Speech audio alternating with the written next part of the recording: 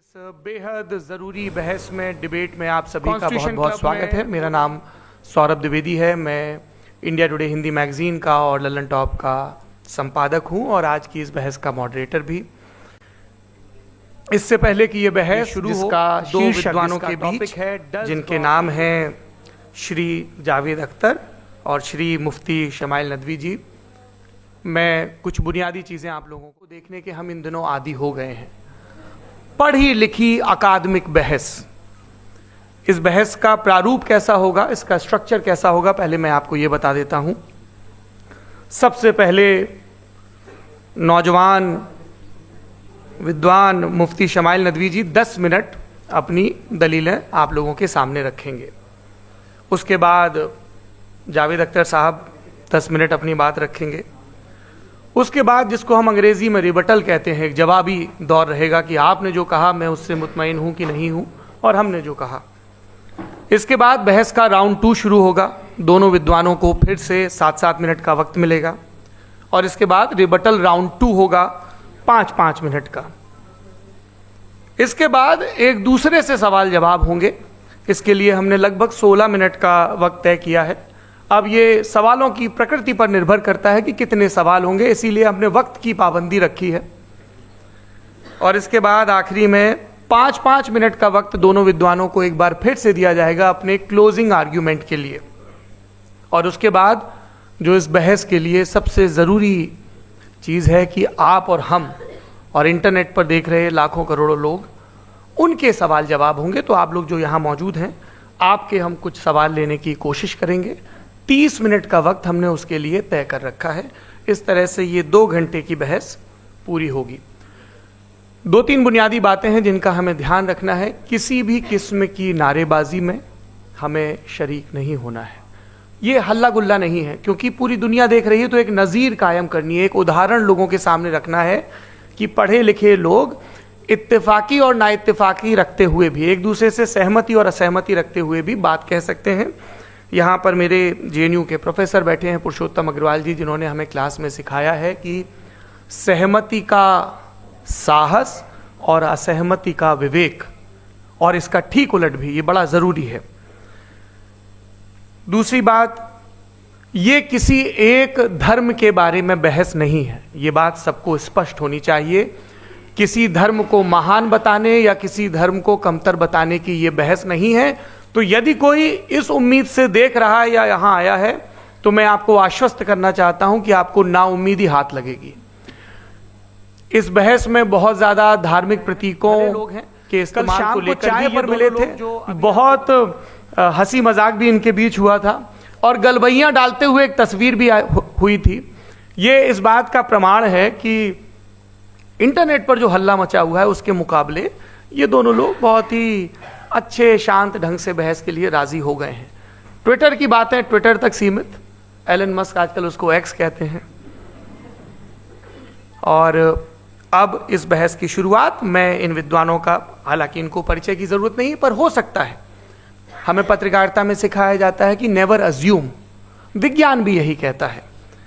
मुफ्ती smile Nadvi साहब Islamic विद्वान, शिक्षाविद हैं, कोलकाता के वाहियान फाउंडेशन के संस्थापक हैं, लखनऊ की प्रतिष्ठित दारुल उलूम नदवतुल उलमा से ग्रेजुएशन किया है, सोशल मीडिया और सार्वजनिक मंचों पर अध्यापन और बौद्धिक कामों में सक्रिय हैं और इस समय इंटरनेशनल इस्लामिक यूनिवर्सिटी मलेशिया से PhD कर रहे हैं। अच्छी बात यह है कि पढ़ाई के साथ साथ ट्रैवल ब्लॉग भी बनाते हैं। पेट्रोनस टावर के सामने का ब्लॉग हमने देखा। हमारे साथ जावेद अख्तर साहब हैं। जावेद अख्तर साहब कवि हैं, शायर हैं, गद्य भी लिखते हैं, फिल्मों के लिए संवाद लिखे हैं, गीत लिखे हैं। इससे इतर ये वैज्ञानिक सोच को लेकर या अपने डिक्लेयर्ड एथिज्म को लेकर भी मुखर रहते हैं और अपने तहीं रैशनैलिटी की बात करते हैं। देवियों और सज्जनों, डज गॉड एग्जिस्ट, इस सवाल का जवाब सब अपने अपने तहीं खोजने की कोशिश कर रहे हैं। कोई इसको गॉड डैम पार्टिकल की खोज बताता है, कोई गॉड पार्टिकल की खोज बताता है, कोई हिग्स बोसान की खोज बताता है, कोई ये सवाल जवाब तलाशने की कोशिश करता है कि मास एग्जिस्टेंस में आखिर आया कैसे, हुआ क्या था, सृष्टि के पहले, समय के पहले क्या था। और कोई ये कहता है कि ये सारी खोजें जिस मस्तिष्क में हो रही हैं, प्रकृति के क्रम में वो कैसे विकसित हुआ। मैं उम्मीद करता हूँ कि हम आज इन बुनियादी सवालों के कुछ जवाब हासिल करने में कामयाब हों। मैं सबसे पहले मंच पर आमंत्रित कर रहा हूँ मुफ्ती शमाइल नदवी साहब को।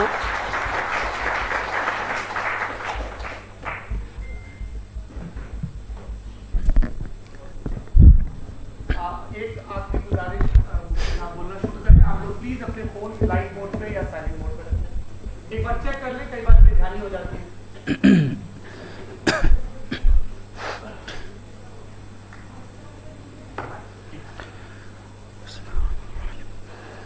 तमाम तारीफ़ें उस क्रिएटर के लिए जिसने इस यूनिवर्स को एक मकसद के तहत पैदा किया है। रिस्पेक्टेड जनाब जावेद अख्तर साहब, मिस्टर सौरभ द्विवेदी और respected audience, thank you all for being here today. आज की डिबेट में चूंकि हम बात करने वाले हैं डज गॉड एग्जिस्ट के टॉपिक पर, तो ये एक ऐसा टॉपिक है जिसके मुताल्लिक कोई भी डिसीजन लेने के लिए अलग अलग स्टैंडर्ड्स हो सकते हैं। लिहाजा डिबेट के शुरू में ये ज़रूरी है कि हम ये जान लें कि आज के इस टॉपिक में कौन सा स्टैंडर्ड सही होगा और कौन सा गलत होगा। सबसे पहला स्टैंडर्ड जिसे मैं समझता हूं कि हमारे रिस्पेक्टेड जनाब जावेद अख्तर साहब बड़ी तेज़ी के साथ उसकी तरफ लपकेंगे, वो है साइंस।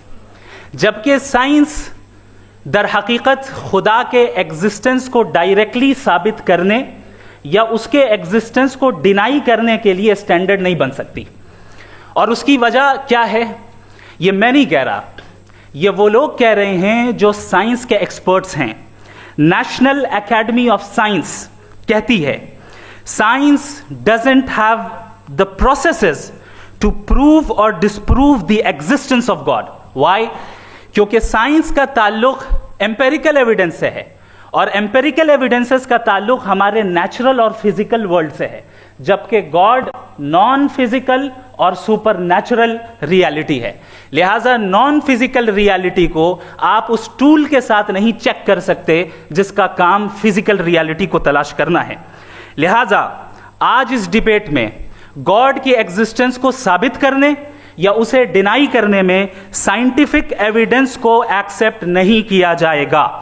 दूसरा स्टैंडर्ड हो सकता है रेविलेशन, कि रेविलेशन के जरिए हम ये साबित करें कि गॉड एग्जिस्ट करता है या नहीं। लेकिन ये स्टैंडर्ड भी आज इररेलेवेंट है। क्यों? क्योंकि रेविलेशन मेरे नज़दीक सोर्स ऑफ नॉलेज है, वैलिड सोर्स ऑफ नॉलेज है, लेकिन हमारे जावेद अख्तर साहब के नज़दीक ये वैलिड सोर्स ऑफ नॉलेज नहीं है। लिहाजा आज की डिबेट में मैं एक भी एविडेंस किसी भी मजहबी स्क्रिप्चर से नहीं दूंगा ताकि जावेद अख्तर साहब के लिए वो अनएक्सेप्टेबल ना हो। तीसरा जो मेयार हो सकता है वो है ऑब्जर्वेशन, कि भाई कोई कहे कि हमें खुदा दिखाओ, अगर है तो दिखाओ, या ये कि खुदा के एग्जिस्टेंस पर एम्पेरिकल एविडेंस दो, तो ये है दर हकीकत गलत टूल का इस्तेमाल करना। ये ऐसा ही है कि जावेद साहब मुझसे ये मुतालबा करें कि मुफ्ती साहब आप मेटल डिटेक्टर के जरिए प्लास्टिक डिटेक्ट करके दिखाएं। अब चूंकि प्लास्टिक डिटेक्ट नहीं हो पा रही है लिहाजा plastic does not exist. No, you are using the wrong tool. इस टूल से प्लास्टिक को डिटेक्ट नहीं किया जाता।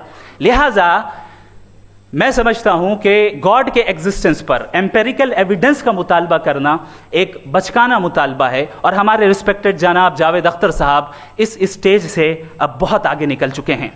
अब बचता है एक ही स्टैंडर्ड, और वो स्टैंडर्ड है अक्ल, लॉजिक, रीजनिंग। और यही वो स्टैंडर्ड है जिसके तहत गॉड की एग्जिस्टेंस को साबित किया जाएगा या गॉड की एग्जिस्टेंस को डिनाई किया जाएगा। लेकिन चूंकि ये बहुत इंपॉर्टेंट और सेंसिटिव टॉपिक है, इसलिए लॉजिकल आर्ग्यूमेंट भी ऐसा होना चाहिए जो डेफिनेटिव हो, इनडेफिनेटिव ना हो, जो 2 और 2 4 की तरह बिल्कुल वाजे हो, जिसे लॉजिकली रिजेक्ट करना पॉसिबल नहीं हो। फॉर एग्जाम्पल हम कहें हमारे रिस्पेक्टेड मिस्टर सौरभ साहब, ये एक इंसान है और तमाम इंसान कॉन्शियस बीइंग है। लिहाजा नतीजा क्या निकला, हमारे सौरभ साहब भी कॉन्शियस बीइंग है। क्या ये इनडेफिनेट आर्ग्यूमेंट है या डेफिनेट आर्ग्यूमेंट है? ये डेफिनेट आर्ग्यूमेंट है। ये 2 और 2 की तरह वाजे है, इसमें किसी तरह जो है लॉजिकली इसको रिजेक्ट नहीं किया जा सकता। तो अगर आज हमारे जावेद अख्तर साहब ऐसी कोई अकली दलील और लॉजिकल एविडेंस दें खुदा के ना होने पर जो डेफिनेट भी हो, तो मैं ये ऐलान करता हूं कि यकीनन मैं उस एविडेंस को कबूल करूंगा और उस पर गौर करूंगा, लेकिन साथ में यह भी ऐलान कर देता हूं प्रेडिक्शन के तौर पर कि ऐसा कोई डेफिनेट आर्ग्यूमेंट कोई नहीं पेश कर सकता। दलील हम देंगे और डेफिनेटिव दलील देंगे, लॉजिकल दलील देंगे, ऐसी दलील देंगे जो एंटायर एथिस्टिक वर्ल्ड उसे रेफ्यूट नहीं कर सकती। चलें अब हम एक एग्जाम्पल सोचते हैं, एक सिनेरियो, सिंपल सिनेरियो, तमाम ऑडियंस से गुजारिश है, हम और आप एक आइसोलेटेड आइलैंड पर हैं, ऐसा आइलैंड जहां पे हमसे पहले कोई कभी नहीं गया। चलते चलते आपके सामने अचानक आपने देखा एक पिंक कलर की बॉल पड़ी हुई है। सबसे पहला सवाल आपके जहन में क्या आएगा कि ये बॉल यहां क्यों आई, कैसे आई, ये पिंक कलर की ही क्यों है, कोई और कलर भी हो सकता था, ये इसी शेप में क्यों है, कोई और शेप भी हो सकता था। नेचुरली आप इस तरफ पहुंचेंगे कि कोई ना कोई है जिसने इन स्पेसिफिक प्रॉपर्टीज के साथ इस बॉल को बनाया है और यहां पे रखा है। चूंकि आप जानते हैं कि ये जो बॉल है इसका एग्जिस्ट करना जरूरी नहीं है, ये एग्जिस्ट कर भी सकती थी, नहीं भी कर सकती थी, और एग्जिस्ट करना ही था तो किसी और फॉर्म में करती, किसी और कलर में करती। अब आप इस बॉल को एक्सपैंड करते चले जाएं, एक्सपैंड करते चले जाएं, एक्सपैंड करते चले जाएं, यहां तक कि ये बॉल यूनिवर्स के साइज की हो जाए। बताइए कि क्या साइज के बढ़ जाने से सवाल बदल जाएगा? हरगिज नहीं बदलेगा। अभी भी सवाल रहेगा, ये यूनिवर्स कहां से आया, इन स्पेसिफिक प्रॉपर्टीज के साथ कहां से आया, क्यों आया, किसने बनाया, यह सवाल उस वक्त भी वैलिड रहेगा। लेकिन यह सवाल अगर हम जनाब जावेद अख्तर साहब से करें तो चूंकि इनका वर्ल्ड व्यू एथिस्टिक है, और सिर्फ इनका नहीं, मतलब जितने भी एथिस्ट हैं और एथिस्टिक वर्ल्ड व्यू को रखने वाले से अगर आप ये सवाल करें कि ये यूनिवर्स कहां से आया, तो इनका जवाब या तो आर्ग्यूमेंट फ्रॉम इग्नोरेंस होगा या डॉगमेटिक होगा। या तो ये कहेंगे कि मुझे नहीं पता कि ये कहां से आया, लिहाजा गॉड डज नॉट एग्जिस्ट, ये आर्ग्यूमेंट फ्रॉम इग्नोरेंस है, या ये कहेंगे कि ये यूनिवर्स खुद ब खुद बन गया। इसका मतलब ये है कि उस बॉल को भी खुद ब खुद बन जाना चाहिए, लेकिन बॉल के ताल्लुक से ये एक्सप्लेनेशन एक्सेप्ट नहीं की जाएगी कि ये खुद ब खुद बन गई, लेकिन यूनिवर्स के ताल्लुक से कर दिया जाएगा। इसे हम दूसरे अल्फाज में डॉगमा भी कह सकते हैं। दूसरी चीज, हमारे जावेद अख्तर साहब जरूर गॉड ऑफ गैप्स की मिसाल भी जरूर देंगे, और मिसाल देंगे कि पहले ज़माने में बिजलियां कड़कती थी तो लोगों ने किसी एक खुदा की तरफ, और बारिश होती थी तो दूसरे खुदा की तरफ मंसूब कर दिया, उनके पास दलील नहीं थी। यह हमारा वर्ल्ड व्यू है ही नहीं, यह हमारा वर्ल्ड व्यू है ही नहीं, क्योंकि नेचुरल फिनोमेना के प्रोसेस की इंटरप्रिटेशन को जान लेने से यह कहां से साबित हो गया कि गॉड एग्जिस्ट नहीं करता है। इस पर मैं इंशाअल्लाह अभी आगे बात करूंगा। आप हजरात ये भी देखेंगे, और मैं ये एक्सपेक्ट करता हूं कि हमारे रिस्पेक्टेड जनाब जावेद अख्तर साहब जरूर इमोशनल आर्ग्यूमेंट्स भी देंगे, जो कि एक लॉजिकल फेलेसी है जब बात आती है ट्रुथ को डिसाइड करने में। क्यों? मिसाल के तौर पर वो कहेंगे कि अगर गॉड है तो ईविल क्यों एग्जिस्ट करता है, जबकि मैं कहता हूं ईविल का एग्जिस्ट करना गॉड के एग्जिस्ट करने की दलील है, उसके खिलाफ नहीं है। चूंकि अगर गॉड है तो हम सब उसके सामने अकाउंटेबल हैं, और अगर हम अकाउंटेबल हैं तो अकाउंटेबिलिटी के लिए ईविल का मौजूद होना जरूरी है, उसके बगैर हम अकाउंटेबल नहीं हो सकते। और अगर हम अकाउंटेबल नहीं हैं तो हम जनाब जावेद अख्तर साहब से पूछेंगे कि आप बताएं कि फिर सफरिंग इस दुनिया में क्यों है? अगर खुदा नहीं है तो सफरिंग क्यों है? और उन लोगों के जज्बे का क्या जिनके अंदर सफरिंग के बाद इंतकाम लेने का जज्बा पाया जाता है और वो इस दुनिया से ऐसे ही चले गए, क्या उनकी सारी तकलीफें बेकार चली जाएंगी? अब आ जाएं उसी एग्जाम्पल की तरफ कि बॉल, मुझसे अगर कोई पूछे इस बॉल को किसने बनाया और या इस एक्सपेंडेड बॉल को किसने बनाया, मैं कहूंगा कि चूंकि ये यूनिवर्स और इस यूनिवर्स की तमाम चीजें कॉन्टिंजेंट हैं। कॉन्टिंजेंट होने का मतलब ये होता है कि जो अपने एग्जिस्टेंस पे किसी के ऊपर डिपेंड करती हो, तो जाहिर है ये यूनिवर्स कॉन्टिंजेंट है। और अगर कोई चीज कॉन्टिंजेंट नहीं है तो मैं रिक्वेस्ट करूंगा कि मुझे दिखा दें कि कौन सी चीज यूनिवर्स में कॉन्टिंजेंट नहीं है, हम भी जरा गौर कर लें और हम भी देख लें। और जब कॉन्टिंजेंट चीजें मौजूद हैं तो फिलोसोफर्स की इस्तिलाह के मुताबिक, हम उस टर्मिनोलॉजी के मुताबिक हम उस जगह तक पहुंचते हैं और उस हस्ती तक पहुंचते हैं जिसे नेसेसरी बीइंग कहा जाता है, कि ये वो नेसेसरी बीइंग है जिसका मौजूद ना होना नामुमकिन हो। क्योंकि अगर ये मौजूद ना हो तो सारी चीजें एग्जिस्टेंस में आएंगी ही नहीं, और ये सारी कॉन्टिंजेंट चीजें उसी के ऊपर डिपेंड करती हैं। अब अगर आप ये सवाल करते हैं कि फिर उस हस्ती को किसने बनाया, फिर उसका कॉज क्या है, फिर उसका कॉज क्या है, फिर उसका कॉज क्या है, और एंडलेसली चले जाएं, इसे हम कहते हैं इन्फिनिट रिग्रेस ऑफ कॉजेस, जो कि लॉजिकल फेलेसी है। कॉन्सेप्चुअली इन्फिनिटी भी पॉसिबल है। मिसाल के तौर पे न्यूमेरिकल्स 1 2 3 गिनते चले जाएं, इन्फिनिट नंबर्स हैं। मैं कॉन्सेप्चुअली बात नहीं कर रहा, प्रैक्टिकली रियलिटी में साबित करके दिखाएं कि infinite regress of causes possible है या नहीं। अगर पॉसिबल है तो हम मान लेंगे, मिसाल दे दें, और पॉसिबल नहीं है तो एक ही ऑप्शन बचता है जिसे हम कहते हैं नेसेसरी बीइंग। ऐसी नेसेसरी बीइंग जो इंडिपेंडेंट है, क्योंकि अगर वो डिपेंडेंट हुई तो वो नेसेसरी नहीं रहेगी। ऐसी इंडिपेंडेंट बीइंग जो इटर्नल है, अगर वो इटर्नल नहीं होगी, उसकी बिगिनिंग होगी तो वो खुद कॉन्टिंजेंट है। ऐसी बीइंग जो पावरफुल है, क्योंकि कॉन्टिंजेंट को एक्चुअलाइज करने के लिए पावर चाहिए। ऐसी बीइंग जो इंटेलिजेंट है और नॉलेजेबल है, क्योंकि ये यूनिवर्स स्पेसिफिक फॉर्म और स्पेसिफिक लॉज ऑफ नेचर के तहत प्रिसाइजली चल रहा है। Thank you. थैंक यू मुफ्ती साहब। मैं इन दलीलों के बाद जावेद अख्तर साहब से गुजारिश करूंगा, आप बैठ के बोलना चाहेंगे या वहाँ? जी।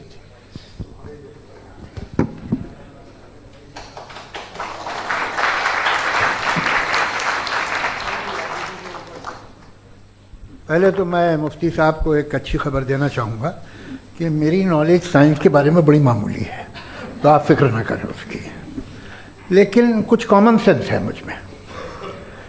देखिए, ये खुदा का तस्वुर कोई नया तस्वुर नहीं है, ये सदियों से रहा है। ये कुछ रिलीजन 3000 साल पुराने होंगे, 4000 साल पुराने होंगे, लेकिन इंसान कोई 10,000 12,000 साल से एग्जिस्ट करता है होमोसेपियन की शक्ल में, और हमेशा कुछ ना कुछ मज़हब रहे। ये मज़हब जाहिलों के नहीं थे, ये मज़हब एक ऐसी ग्रीक सोसाइटी के थे जहाँ बड़े बड़े फिलोसफर्स पैदा हुए। ये मज़हब इजिप्शियंस के थे जिन्होंने पिरामिड्स बनाए थे। ये रोमन्स के थे कि जिनका आर्किटेक्चर और सेनेट यानी पहली बुनियाद डेमोक्रेसी की, लिमिटेड थी मगर डेमोक्रेसी थी, ये उन लोगों ने किए थे। तो इनका जो जुपिटर था, रा था, ज़्यूस था, उन्हें उस पर इतना ही एतमाद था जितना आज किसी मजहबी आदमी को अपने खुदा पे होगा। क्रिश्चियनिटी आने से पहले यूरोप में एक मज़हब था, जर्मेनिक रिलीजन। उसका एक खुदा था, उसकी एक बीवी थी, उसके 2 बेटे थे, एक बेटी थी। फिर जर्मनी में जब यूरोप में क्रिश्चियनिटी आई तो वो खुदा, उसकी बीवी और पूरे ख़ानदान चला गया। तो हमने, अगर हम हिस्ट्री देखें तो खुदा जो हैं वो ज़्यादातर फ़ानी है, वो हमेशा रहे नहीं। और वो जो लोग इन्हें मानते थे उनको आप कहें वो तो जाहिल थे, उन्हें तो कुछ पता ही नहीं था, ऐसा नहीं है। वो अपने वक्त में बड़े काबिल लोग थे और अपने वक्त में उन्होंने बड़े बड़े काम किए हैं, फिलोसफर्स थे, साइंटिस्ट थे। लेकिन उनका मज़हब कहाँ गया, उनके खुदा कहाँ गए? आज जो खुदा हैं दुनिया में लोग उन्हें मानते हैं। आपको क्या मालूम कि कितने बरसों के बाद क्या होने वाला है? हम यूरोप में देखते हैं तो चर्च खाली हैं। तो वक्त के साथ चीज़ें बदलती हैं। जहाँ तक इसका ताल्लुक़ है मज़हबों का, हर मज़हब आपसे एक चीज़ मांगता है, फेथ। ये फेथ क्या चीज़ होती है? What is the difference between faith and belief? ये तो बहुत ही अहमक़ाना बात होगी कि कोई आदमी कहे साहब अगर खुदा है तो मुझे दिखाइए। ये तो जाहिलाना बात हुई। मैंने तो नॉर्थ पोल नहीं देखा है, मगर मैं मानता हूँ कि नॉर्थ पोल है। मैं क्यों मानता हूँ? इसलिए कि अगर ये दुनिया राउंड है तो उसका कोई टॉप होगा। कुछ लोग हैं जो वहाँ गए भी हैं, कॉमन सेंस कहता है कि ऐसा होगा, सबूत है, गवाह है, रीज़न है। तो ये मेरा फेथ नहीं है। तो फेथ में और बिलीफ में डिफरेंस क्या है? जो मज़हब मांगता है आपसे, हर मज़हब फेथ मांगता है। फेथ का मतलब ये है कि ना कोई गवाह हो, ना कोई सबूत हो, ना कोई रैशनल हो, ना कोई लॉजिक हो, ना कोई प्रूफ हो, मगर तुम एक बात को मानो। ये है फेथ। वरना बिलीफ होता। अगर इसमें कुछ भी सबूत होते, गवाह होते, तो फिर इसे आप बिलीफ कहते हैं। जैसे मेरा बिलीफ है कि नॉर्थ पोल है, मेरा फेथ थोड़ी है। फेथ इन तमाम शर्तों को रद्द करता है। तो फिर स्टुपिडिटी क्या है?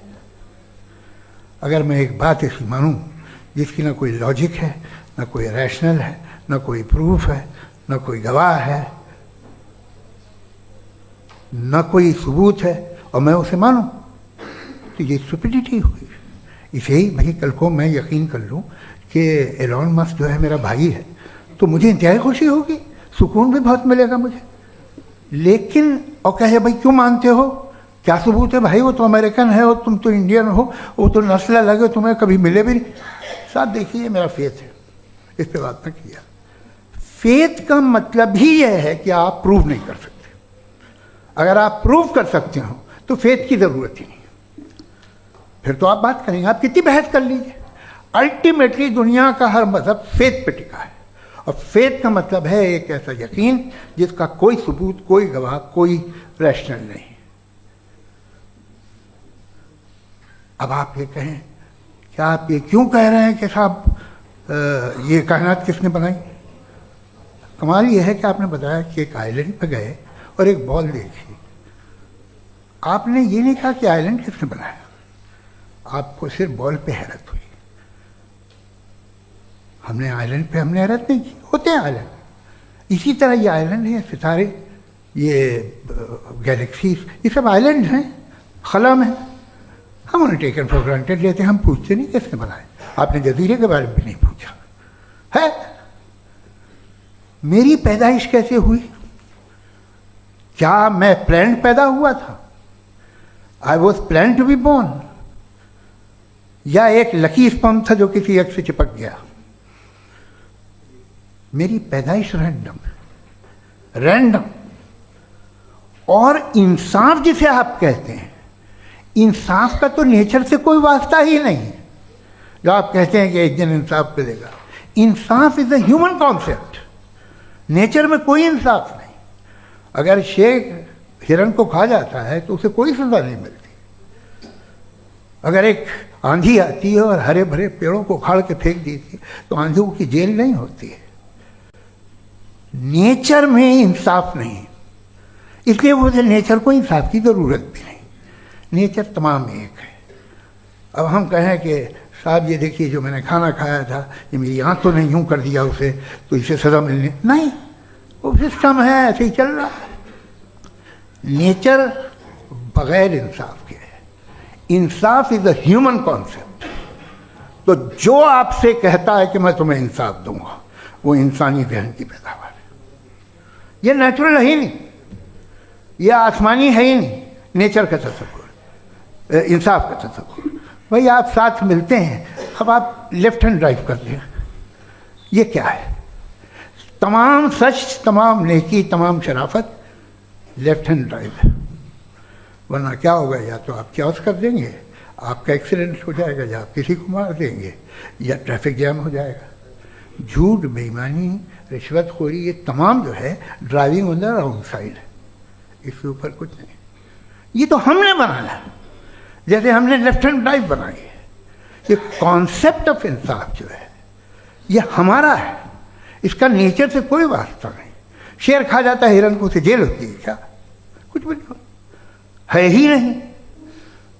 तो ये जो दुनिया के रिलीजन प्रॉमिस करते हैं आपसे इंसाफ, इसी से मालूम होता है कि ये मैन मेड है। ये तसव्वुर कहीं और का है ही नहीं।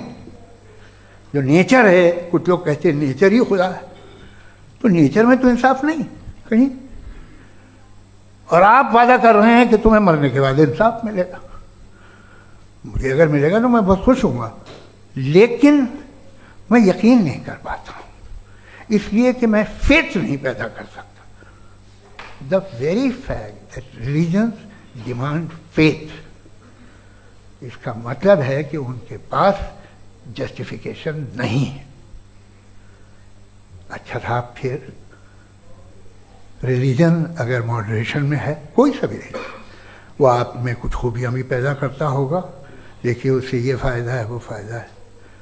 अल्कोहल जो है वो ज़्यादातर दवाओं में यूज़ होती है, और एक सर्वे किया गया था अमेरिका में कि लॉन्जिटिविटी किन लोगों की है।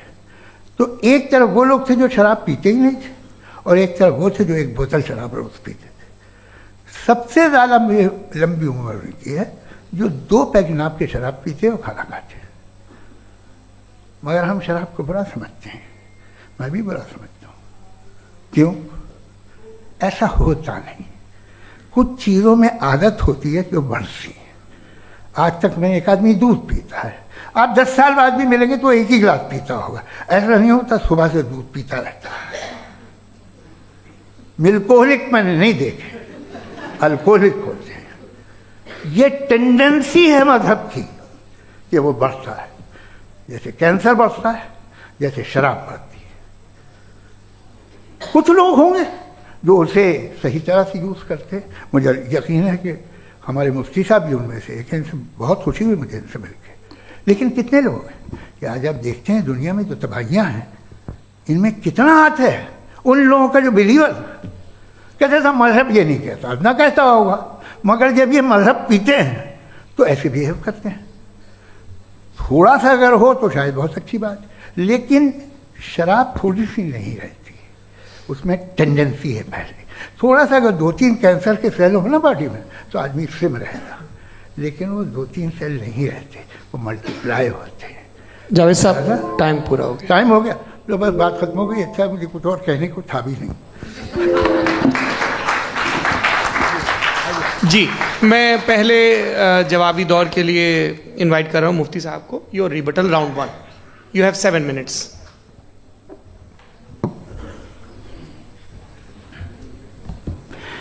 Thank you very much Javed साहब। आपकी बात को सुनकर बड़े महजूज हुए हम लोग। महजूज, do you understand? We enjoyed. Okay, अब थोड़ा सा लॉजिकली उसको हम लोग देखते हैं। दरअसल हम लोगों ने कल गुजारिश की थी मुफ्ती साहब से भी, जावेद साहब से भी, कि हिंदुस्तानी ज़बान आम फहम सबको समझ में आ जाए, और जहाँ कहीं आप मुश्किल शब्द इस्तेमाल करें वहाँ बताते भी चलें। Thank you. तो सबसे पहले हमारे रिस्पेक्टेड जावेद साहब ने हवाला दिया कि खुदा फ़ानी है। कितने मजहब आगे चले गए, किसी ने जुपिटर को खुदा माना, किसी ने किसी को माना। मैं कहता हूँ जिसने कॉन्टिंजेंट चीज़ को खुदा माना, गलत माना, वो खुदा ही नहीं, वो खुदा ही नहीं है। हम तो नेसेसरी बीइंग को साबित करने बैठे हैं, वो नेसेसरी कॉज जो इटरनल है, जो अबदी भी है और अजली भी है। हम किसी और को साबित करने नहीं बैठे। दूसरी चीज़ उन्होंने कहा कि फेथ एंड बिलीफ, ये एक ऐसी डेफिनेशन है फेथ की जो इन्होंने पहली मर्तबा पेश की है, या माफ़ कीजिएगा, इन्होंने पहली मर्तबा पेश नहीं की है, रिचर्ड डॉकिंस ने पहली मर्तबा पेश की है। मुझे मालूम है ये सोर्स कहाँ से है। एपिस्टेमोलॉजिकली फेथ और बिलीफ का फर्क आप इस तरह नहीं कर सकते सर। फेथ सही भी होता है, गलत भी होता है। बिलीफ सही भी होता है, गलत भी होता है। जो लॉजिक, रीजन और एविडेंस से बैक्ड होगा वो फेथ सही होगा। और आप जिस फेथ की बात कर रहे हैं कि इलॉजिकल है और उसके पीछे नहीं है, तो we are on the same page. हम नहीं मानते उस फेथ को। जो फेथ ऐसा हो जिसके पीछे कोई लॉजिक ना हो, एविडेंस ना हो, हम नहीं मानते। हम तो उस फेथ के कायल हैं जिसके पीछे लॉजिक हो और एविडेंस हो। तो बिलीफ सही भी होता है, गलत भी होता है, फेथ भी सही होता है और गलत भी होता है। तो आज फेथ और बिलीफ के डिफरेंस पे बात नहीं हो रही। आज आप चाहे फेथ एक्सेप्ट कर लें या बिलीफ एक्सेप्ट कर लें, आज ये बात होगी कि ट्रूथ क्या है। चाहे ट्रू बिलीफ सही है या ट्रू फेथ सही है, और फॉल्स फेथ क्या है और फॉल्स बिलीफ क्या है, बात इस पे हो रही। दूसरी चीज इन्होंने पूछा, स्टुपिडिटी फिर क्या है? अगर फेथ रिलीजन स्टुपिडिटी नहीं है तो और क्या है? चूंकि फेथ का मुतालबा करते हैं तो स्टुपिडिटी क्या है? मैं कहता हूं स्टुपिडिटी एथिज्म है। उसकी वजह यह है कि आप एक सड़क पे जा रहे हो और आप किसी गार्डन में जाएं और देखें वहां लिखा है फूलों के साथ, I love Javed Akhtar, and I really do, I love you sir. तो जब आप वहां पर पहुंचे तो वहां पहुंचकर अब ये बताएं, क्या आप ये कहेंगे wow what a natural selection? ये क्या नेचुरल सिलेक्शन है? नहीं, ये प्रिसाइजली डिजाइंड है, इसके पीछे डिजाइनर है। लिहाजा अगर कोई एक ऐसी कॉमन सेंस की बात को कबूल नहीं कर रहा है कि यूनिवर्स जो इतने प्रिसाइजली काम कर रहा है, हम कहते हैं कि खुद ब खुद बन गई, मैं समझता हूं इससे बड़ी स्टुपिडिटी और कुछ नहीं है। ये इरैशनल चीज है। फिर हमारे सर ने कहा कि आपने बॉल पे फोकस किया, आइलैंड पे फोकस नहीं किया। अरे आइलैंड को किसने बनाया यही समझाने के लिए तो बॉल की मिसाल दे रहा हूं। और बॉल भी कॉन्टिंजेंट है, आइलैंड भी कॉन्टिंजेंट है, दोनों नेसेसरी बीइंग का मुतालबा करते हैं। आगे इन्होंने कहा कि नेचर में कोई इंसाफ नहीं है। हम डिसाइड करते हैं कि मोरालिटी क्या होती है, इंसाफ क्या होता है। हम डिसाइड करते हैं, जैसे ड्राइविंग सीट में ट्रैफिक वाला, ये तो किसी खुदा ने नहीं कहा, ये है, इसे कहते हैं फॉल्स इक्विवेलेंस। ये एक लॉजिकल फेलेसी है। आपने जो है मिसाल दी ड्राइविंग की और ट्रैफिक की, ये सब्जेक्टिव मोरालिटी है। आप सब्जेक्टिव मोरालिटी को मिसाल बनाकर ऑब्जेक्टिव मोरालिटी